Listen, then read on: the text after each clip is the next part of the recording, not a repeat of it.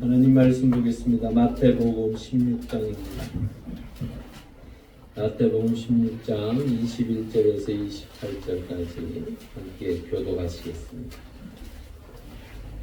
마태복음 16장 21절에서 28절 말씀. 제가 먼저 21절 읽습니다. 이때로부터 예수 그리스도께서 자기가 예루살렘에 올라가 장로들과 대제사장들과 서기관들에게 많은 고난을 받고 죽임을 당하고 제3일에 살아나야 할 것을 제자들에게 비로소 나타내시니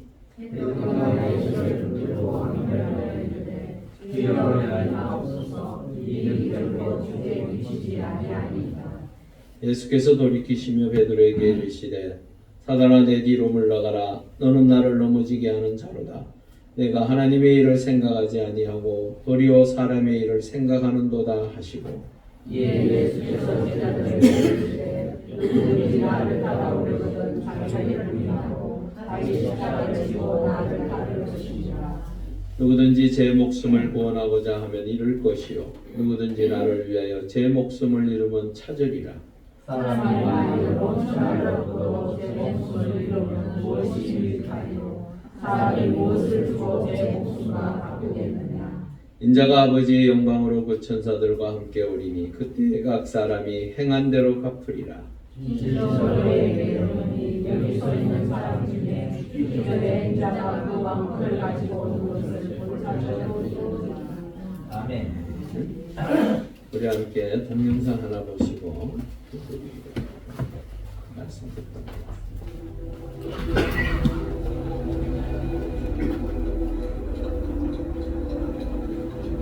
6월절은 유대인에게 가장 큰 축제입니다. 이스라엘 민족이 이집트에서 탈출한 일을 기념하기 위해 예루살렘으로 몰려옵니다. 예수님의 예루살렘 육성은 사람들에게 많은 관심을 불러일으켰습니다. 선지자 스가랴가 예언한 대로 새끼 나귀를 타고 오는 유대인의 새로운 모습 그대로였습니다. 이스라엘 백성들은 예수님의 예루살렘 입성을 축하하기 위해 종려나무 가지를 흔들었습니다. 그리스도의 사명을 완수하는 인류 역사상 가장 중요한 주간이 시작되었습니다. 하나님의 어린 양이자 진정한 왕의 왕으로 6월절은 유대인에게 가장 중요한 세 가지 중요한 절기 중 첫 번째 일입니다. 이집트의 속박에서 이스라엘의 구원을 기원하는 것입니다. 출애굽기 12장에 하나님께서는 첫 달 10일에 흠이 없는 어린 양을 선택하라고 명하셨습니다. 선택된 어린 양은 그들의 집으로 옮겨졌고 4일 동안 그들의 가족과 함께 살게 됩니다. 15째 날이 시작되기 전날 저녁에 어린 양을 죽였습니다. 용설주에 바른 어린 양의 피가 이스라엘의 죽음을 대신하는 것입니다. 6월절을 기념하고 속박으로부터 구해준 하나님의 위대한 구원을 기억했습니다. 그래서 예수님 시대의 유대인들은 다가올 메시아를 고대하고 있었습니다. 그들은 6월절에 오신 예수님이 로마의 압제로부터 그들을 구원해 줄 것을 믿었고 6월절 직전에 예수님은 예루살렘으로 가는 마지막 여행을 시작했습니다. 예수님처럼 수십만 명의 유대인들도 축제를 위해 도착했습니다. 많은 사람들은 수용할 수 없을 정도로 꽉 찼습니다. 그래서 많은 사람들은 주변 지역에 진을 쳤고 예수님께서도 예루살렘에서 3km 떨어진 베다니에 멈추셨습니다. 마리아, 마르다, 나사로의 베다니 가족은 예수님을 통해 다시 살아난 가족입니다. 죽은 나사로를 살리신 이 놀라운 기적의 소식은 산불처럼 퍼졌습니다. 약속된 메시아가 왔다. 예수님과 제자들이 올리브산 위로 올라가면서 아침 햇살에 반짝이는 성전에서 사람들이 야자나무 가지를 잡아내고 그분이 가는 길 위에 그들의 의복을 땅에 놓았습니다. 마태복음, 마가복음, 누가복음에 예수님께서 성전에 들어가신 날은 6월절 5일 전 그날의 열째 날이었습니다. 이것은 유대인들이 6월절 양을 선택했던 바로 그날이고 참 하나님의 어린 양이신 예수님께서 예루살렘에 입성한 날입니다. 예수님도 아버지의 집인 성전에 들어와서 죽기 전 나흘 동안 사람들을 가르쳤습니다. 호산나 찬송하리로다 주의 이름으로 오시는 이는 이스라엘의 왕이시여 스가랴 예언이 성취되었습니다. 시온에 따라 크게 기뻐할지어다 예루살렘에 따라 즐거이 부를지어다 보라 내 왕이 내게 임하시나니 그는 공의로우시며 구원을 베푸시며 겸손하여서 나귀를 타시며 나귀의 작은 것 곧 나귀 새끼니라. 유대인들은 예수님이 자신들이 바라던 메시아로 오자는 것에 실망했습니다. 그들은 예수께서 자신들이 원하는 정치적 목적을 이루려 하지 않은 것에 분노했습니다. 그들은 예수님의 진정한 구원을 이해하지 못했습니다. 얼마 전까지만 해도 예수님을 향해 호산나 찬송하리로다 외쳤던 군중 속에서 하나님의 어린 양 죽음에 대해 소리쳤습니다. 우리는 종종 예루살렘에 있는 당시 유대인과 같은 질문에 직면합니다. 질문에 대한 명쾌한 해답은 세상의 죄를 대속하신 어린 양의 피를 위해서만 불릴 수 있습니다. 6월절 예루살렘 입성의 진정한 승리는 십자가에 못 박혀 죽으신 예수님입니다. 그 죽음은 자신이 인류의 구원을 위해 메시아로 오셨음을 선포하는 것입니다. 자신의 예언대로 사흘 만에 죽음에서 다시 살아나셨습니다. 죄인 우리에게 구원의 승리를 확실하게 보이셨다는 것입니다. 예수님의 다시 사심은 그 부활을 믿는 자들에게 동일하게 역사하시는 이루신 약속인 것입니다. 예, 오늘 정리주의 우리 전우자로 인사해 주시오. 한 주간 편안하셨습니까?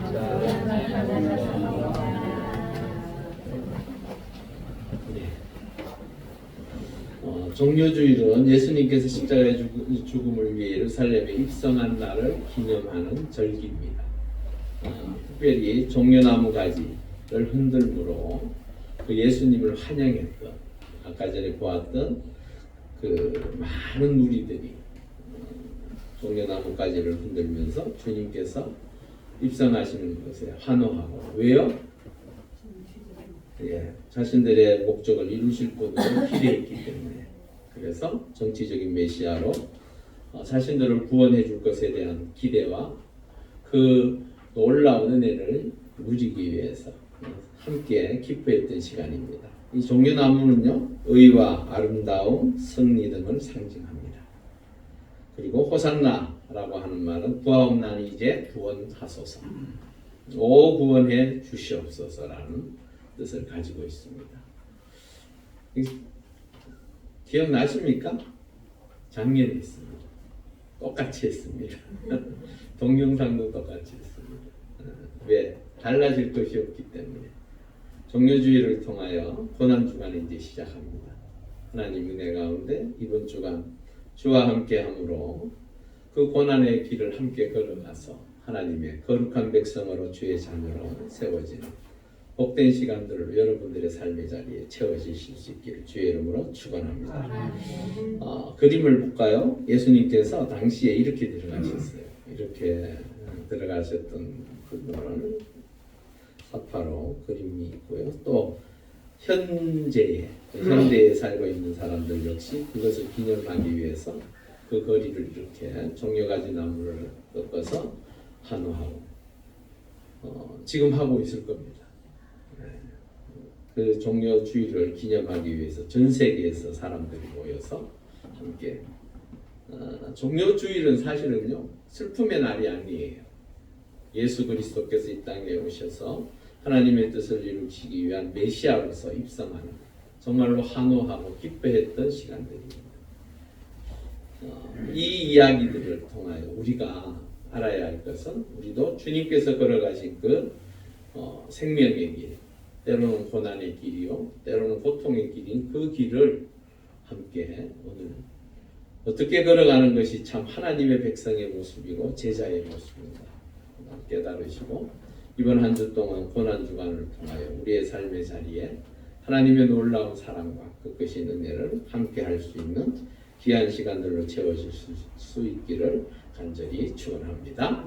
오늘 21절에 보면요, 이때로부터라는 말로 시작하고 있습니다. 이때가 언제인 줄 아십니까?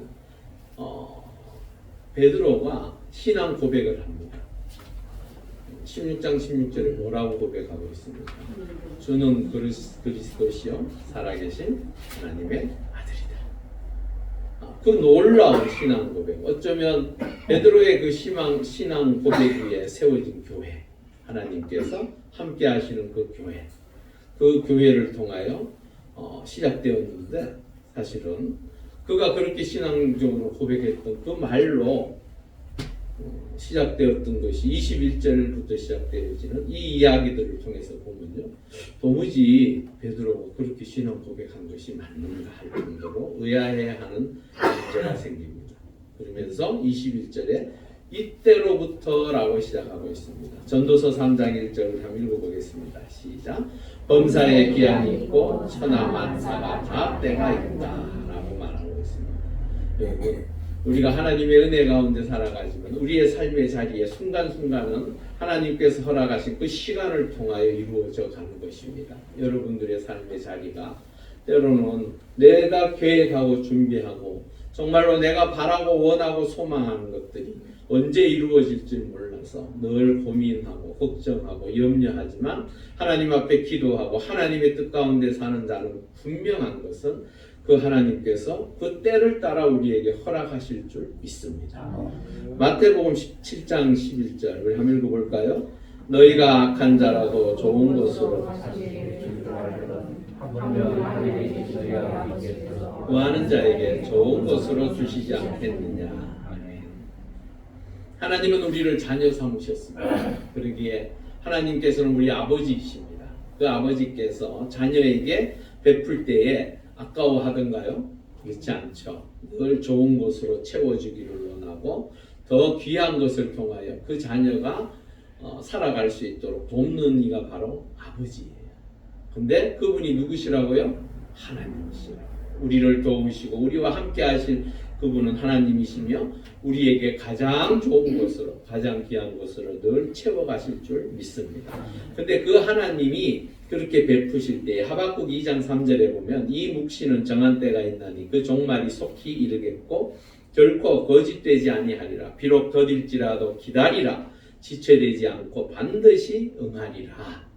예, 여러분을 향한 하나님의 마음, 그 마음은요 늘 풍성하게 더 많은 것으로 채워주기를 원하시고 더 귀한 것으로 주기를 원하시지만 그 때를 따라서 이루어져 가는데 내 마음은 속이 타요. 맞죠? 내 마음은 얼마나 속이 탑니까? 소망을 이루고 그 뜻을 이루기 위하여 기대할 때에 내 생각 속에는 하나님께서 혹시 나를 버리신 것은 아닌가? 나를 하나님께서는 기억하고 계시는 게 맞는가 할 정도로 그렇게 답답할 때가 있습니다.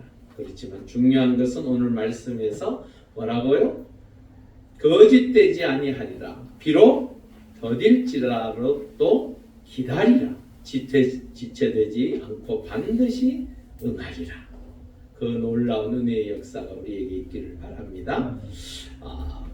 그런데요, 그 모든 것을 위해서 하나님께서 준비하고 예비하셨는데 때로는 하나님의 은혜가 더디어서 하나님의 뜻이 내 생각과 달라서 참으로 힘들고 어려울 때가 있습니다. 사실은 유대인들이요, 메시아가 예수 그리스도께서 예루살렘으로 입성하실 때에 모두가 기뻐한 가장 근본적인 이유가 무엇입니까? 우리를 구원해낼 것이다. 무엇으로부터? 로마의 속박으로부터 우리를 구해낼 것이라는 정치적인 목적을 가지고 있었어요.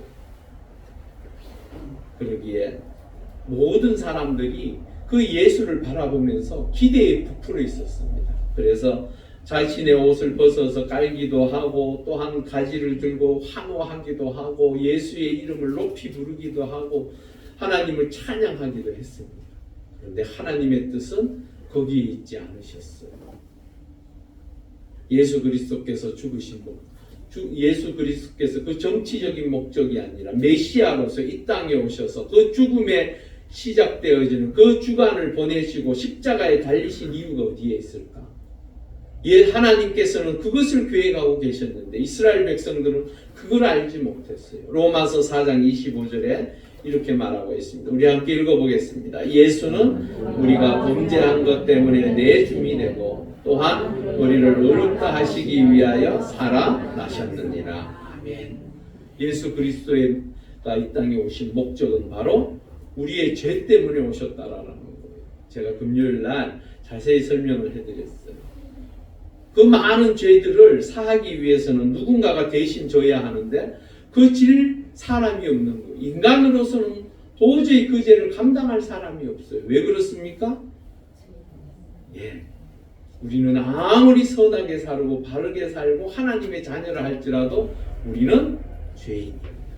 왜? 우리 그러잖아요.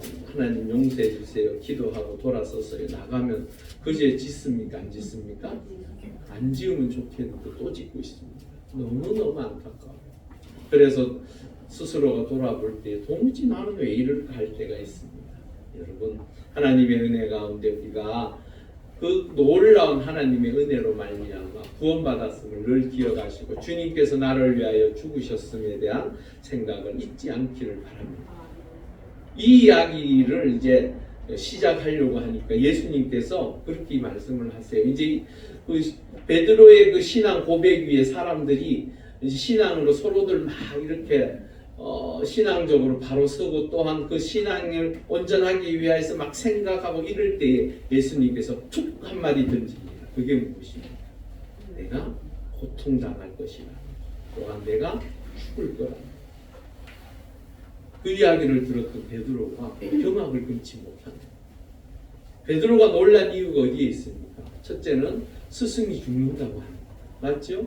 스승이 죽는다는데 스승 죽는 것에 아니 뭐 스승님이 죽으시는가 보다 이렇게 생각할 사람 없잖아요. 우리 스승님이 왜 죽으셔야 돼요? 두 번째, 또 다른 이유는 뭘까요?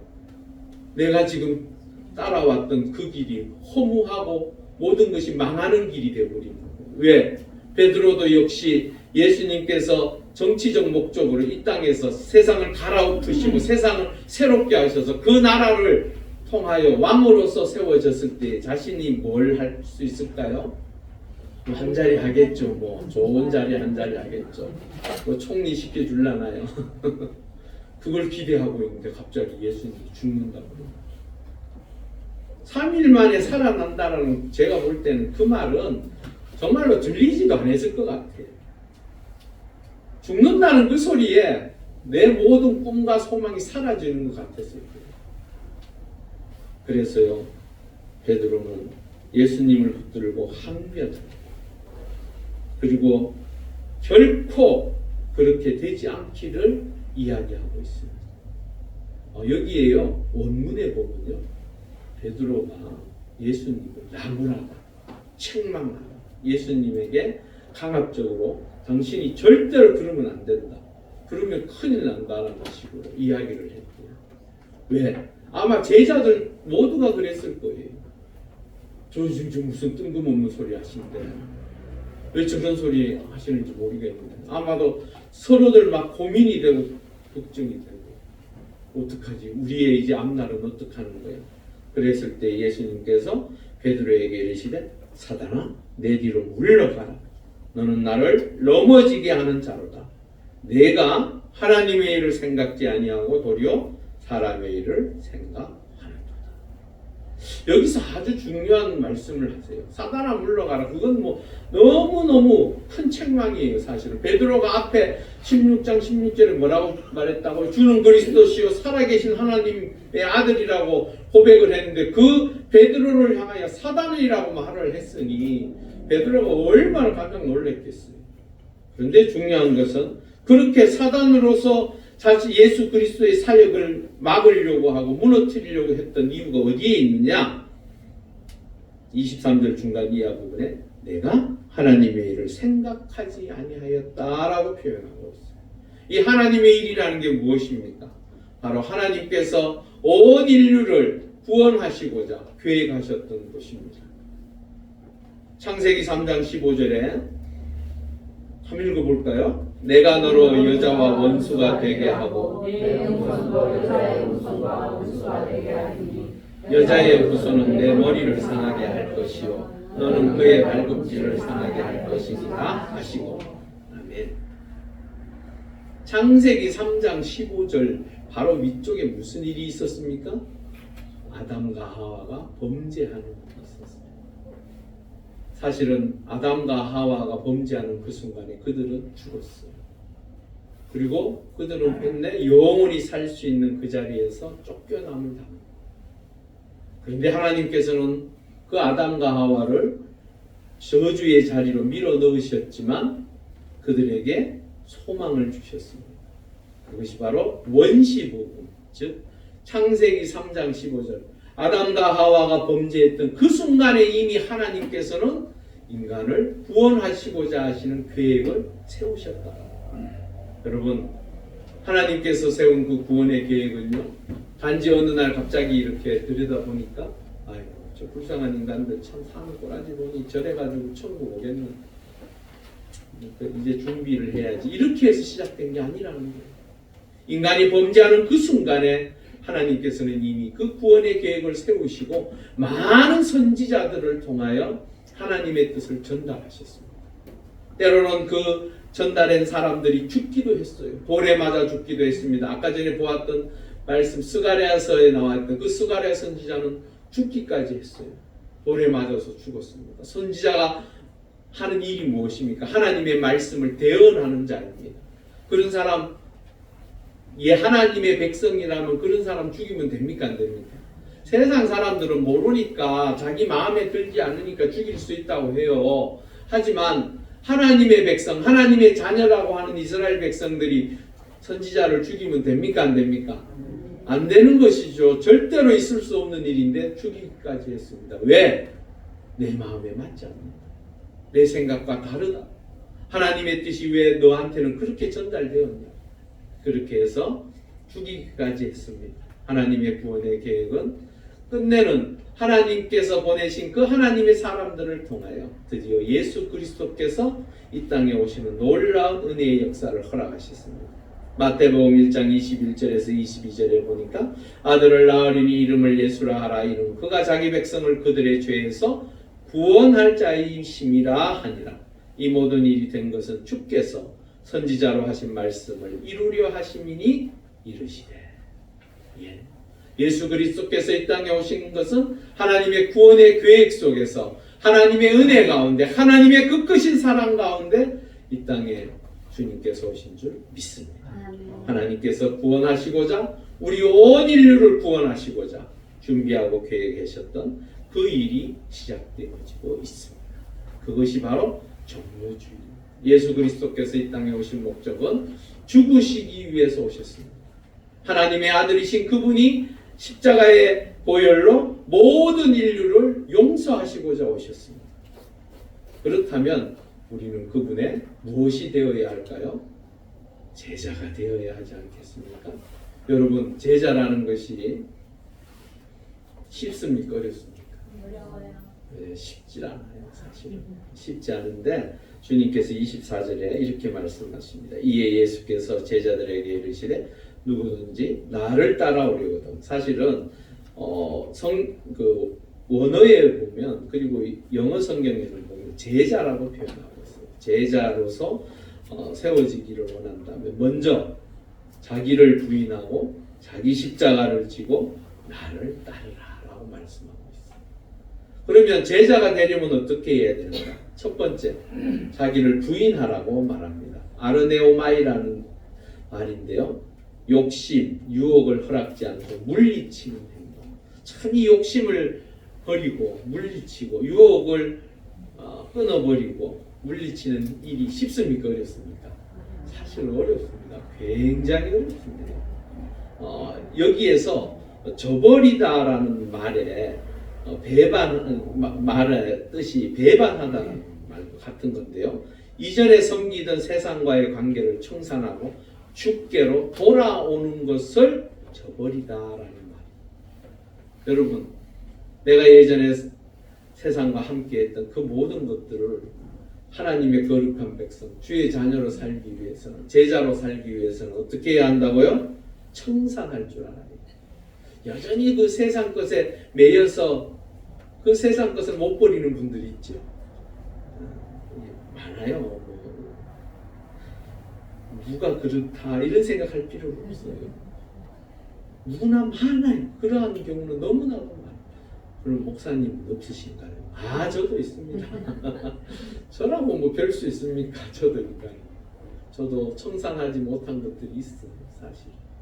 그러기에 날마다 기도하며 그것을 청산하려고 하나님의 은혜 가운데 끊어버리려고 노력하고 힘쓰는 거예요. 제자라는 것이요, 단지 그 스승이 걸어가신 그 길을 완벽하게 따라가기 위한 것이 제자가 아니에요. 그 제자의 삶이라는 것은 그 스승이 걸어가신 그 길을 따라서 나는 부족하지만 그래도 그 길을 함께 걸으려고 하는 것이 중요하다라고.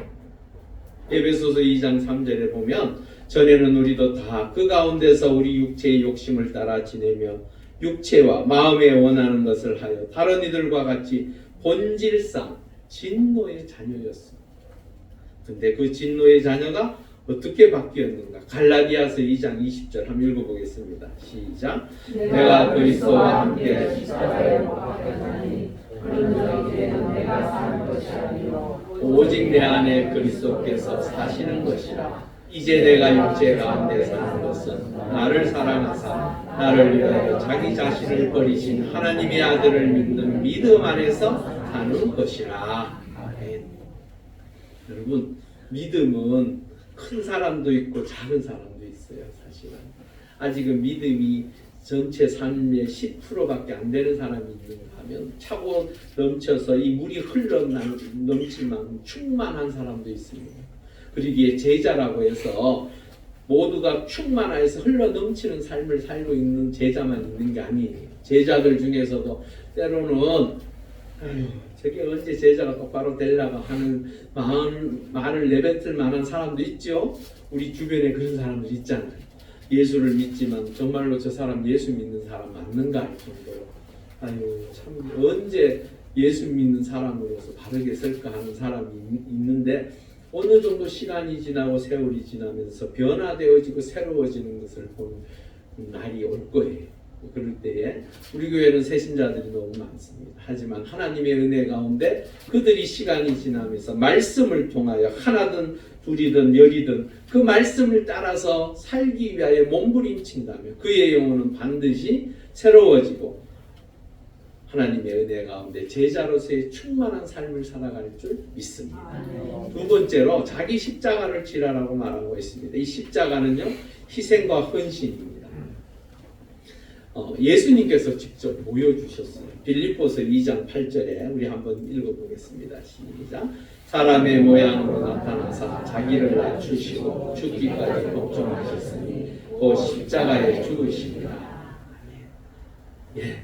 사람의 모양으로 왔다는 것 자체가 사실은 너무너무 낮아지는 자의 모습이에요. 이게 무슨 말이냐면 이렇게 생각하시면 돼요. 개미를 구원하기 위해서 그 개미가 잘못된 길로 지금 가고 있습니다. 그 개미를 구원하기 위해서는 우리가 아무리 가로막고 별짓을 해도 안 돼요. 그래서 그 개미를 위해서 인간이 뭐가 됐다고요? 개미가 될 리는 없겠지만 그래도 지금 예를 들어서 하잖아요. 자, 그 개미가 되어야만 그 개미에게 얘기해 줄 수 있는 거예요. 우리 식당 밑에 고양이가 있습니다. 한 5마리가 있어요. 개들이 거기서 태어나서부터 떠나지를 않아요. 그런데 그 고양이를요, 우리가 목소리를 아무리 해도 못 알아듣는데 요즘 어플에 그런 게 있더라고요. 고양이 소리 내는 거. 그것도 틀어놓으니까요. 기 나오더라고요. 그걸 똑같더라고요. 개미에게 그 길을 가르쳐주고 바른 길을 갈 수 있도록 이끌려면 개미가 되는 거 말고는 없어요. 그와 같이 하나님께서 보시고 그들에게 수많은 선지자들을 보냈지만 그 선지자들로 되지 않은 그 순간 하나님께서는 예수 그리스도를 이 땅에 보내셨어요. 당신의 아들을 통하여 철저하게 낮아지시고 또한 어떻게 하셨다고요? 죽기까지 복종하셨다. 여러분, 순종보다도 더 무서운 게 복종입니다. 복종은 무엇입니까? 절대적으로 순종하는 걸 이야기하는 거예요. 갖다 붙다 얘기하는 게 아니에요. 예수님도요, 그 마지막 십자가 앞에서 얼마나 고통스러웠든지 땀방울이 떨어지는데 뭐와 같았다라고요? 비판같이. 그만큼 고통스러워 하셨습니다. 그럼에도 불구하고 나의 뜻이 아니라 누구의 뜻요? 아버지의 뜻대로 하시옵소서. 예. 그리고 세 번째, 주님을 따르라고 말씀하고 있습니다. 이 따른다라는 표현을 저는 버려두고라는 이 표현과 너무 흡사해서 마태복음 4장 19절에서 20절 우리 한번 읽어볼까요? 말씀하시되 나를 따라오라 내가 너희를 사람을 낳는 어부가 되게 하리라 하시니 그들이 곧 그물을 버려두고 예수를 따르느니라. 여러분, 오늘 여기의 핵심이 버려두고라는 거예요. 버려두고. 내 생각, 내 방법, 내 세상적인 모든 것들을 그러면 이렇게 생각하는 분들도 혹시 있을지 몰라요. 아니 그러면 오로지 예수만 바라보고 매일 와서 예배만 드리고 기도만 하라는 얘기인가? 이게 아닌가 아시죠? 이 버려두라라는 말은 우선순위를 어디에 둘 것이냐는 거예요. 우리의 살아가는 삶의 자리에서 우선순위를 어디에 두느냐 굉장히 중요한 문제예요. 여러분들의 삶의 자리에서 하나님이 우선입니까? 세상이 우선입니까? 물었을 때에 믿는 자들, 세상을 버리고 떠난 하나님의 사람들이라는 거 어디가 우선이라고요? 하나님이 우선이라고 이야기하는 거예요. 내 삶의 자리에 하나님께서 오로지 나의 주인으로서 노예같이 우리가 속된 말로 대가리를 쳐박고 막 그렇게 해야 하는 게 아니라는 거예요. 하나님은 우리에게 자유할 수 있는 의지를 주셨어요. 그 가운데 하나님의 은혜와 그 크신 사랑을 경험하면서 하나님 앞에 순종해가는 모습을 기대하신다라고. 그것이 바로 버려두고 떠날 수 있는, 오늘 보니까 제자들이 되는 이 베드로, 야고보, 안드레 같은 사람은 바로 일어나서 떠날 수 있었던 그 하나님의 은혜가 있었던 것과 같이 우리의 삶의 자리에서도 우선순위를 먼저 하나님 앞에 두고 그 하나님의 뜻을 찾아서 먼저 그 일을 감당할 수 있기를 바랍니다.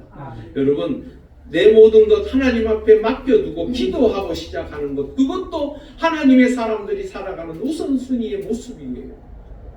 우리 차를 타잖아요. 차를 시동을 걸고 출발할 때에 여러분 기도하십니까? 눈 뜨고라도 하세요. 그냥 하나님, 제가 가는 이 길 지켜주세요.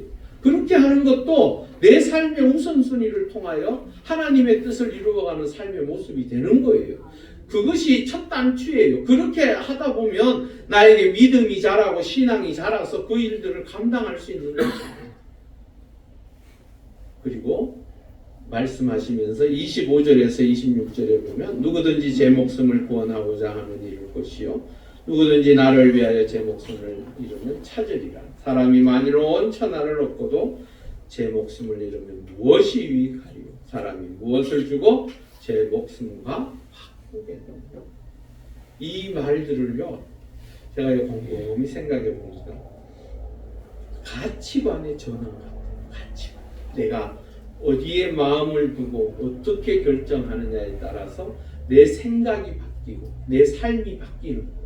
그래서 우리는 가치관을 하나님 앞에 두고 하나님을 중심으로 그분과 함께하는 삶을 사는 자, 그것이 바로 우리의 인생에 있어서 제자로서의 살아가는 모습이 되는 거예요.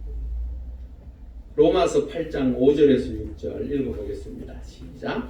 육신을 따르는 자는 육신의 일을, 영을 따르는 자는 영의 일을 생각하니 생각은 사망, 영의 생각은 생명과 평안이니라. 여러분, 하나님의 은혜 가운데 세상 것에 관심을 두고 그것이 굳이 나한테 필요도 없음에도 불구하고 그것을 따라서 그냥 아무 생각 없이 따라가는 사람들이 얼마나 많습니까? 여러분들의 삶의 자리에 가치관을 어디에 두느냐는 것은 여러분들의 자녀들에게도 그 부모를 통하여 전하여지는 세상을 바라보는 시각을 갖게 만드는 거예요. 그럴 때에 그 세상을 바라보고 그 세상 속에서 살아갈 때에 세상 것에 관심을 두고 살아가며 끝내는 그 아이들도 그 세상의 것을 쫓아가게 되어져 있습니다. 그렇지만 부모가 하나님의 은혜 가운데 주의 말씀에 순종하며 하나님의 뜻을 따라서 살고자 그 길을 걸어갈 때에 주어지는 생명과 평안이 나에게만 있는 것이 아니라 누구에게도요? 내 자녀에게도 내 후손에게도 놀라운 은혜의 역사가 있을 줄 믿습니다. 제자의 삶은 그런 거예요. 그냥 나를 부인하고 그냥 주님만 따라가는 그러한 삶의 모습이 아니라 내 삶의 진정 살아가는 그 삶을 통하여 나와 함께하는 이들이 하나님의 은혜를 함께 누리며 살아갈 수 있도록 만드는 것이 목적이에요. 주님께서 지금 그 얘기를 하시는 거예요. 내가 제자가 되고자 하면 이렇게 사는데 중요한 것은 그렇게 사는 것을 통하여 나와 함께하는 자들이 복을 누리고 사는 거예요. 그리고 마지막으로 주님께서는 27절에 인자가 아버지의 영광으로 그 천사들과 함께 오리니 그때에 각 사람이 행한 대로 갚으리라.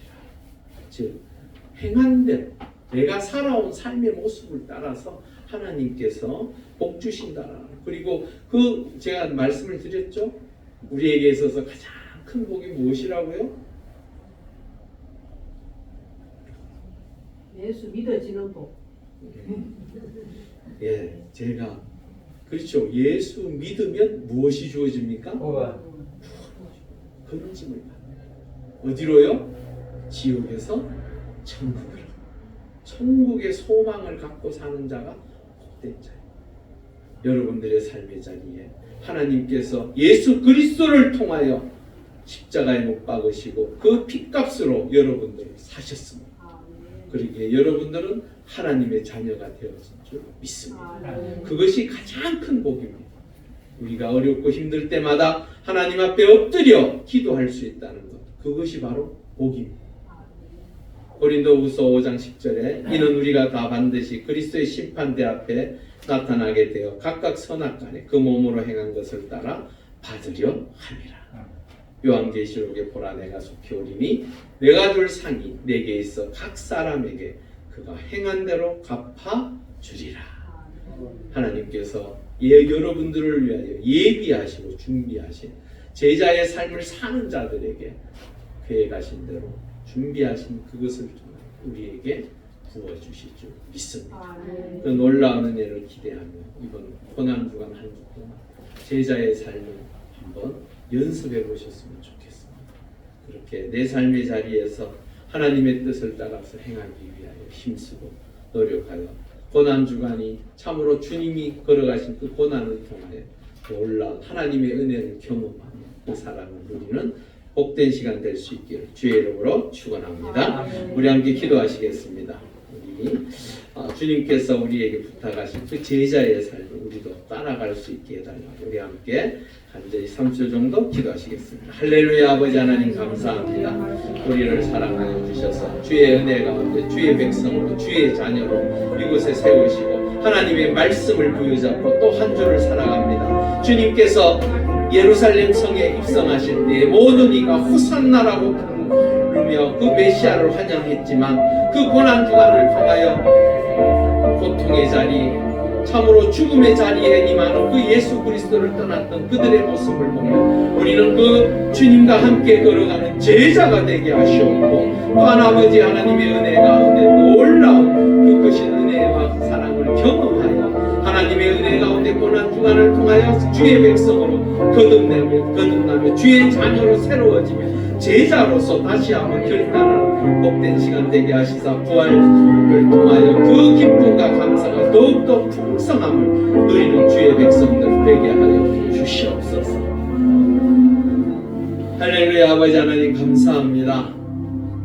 하나님의 뜻을 제대로 알지 못할 때는 세상의 것에 관심을 두고 세상을 바라보지만 하나님께서 원하시고 계획하시고 준비하셨던 그 구원의 계획을 통하여 우리가 이제는 우리의 가치관을 새롭게 하여서 주님만을 바라보며 제자의 삶을 살고자 합니다.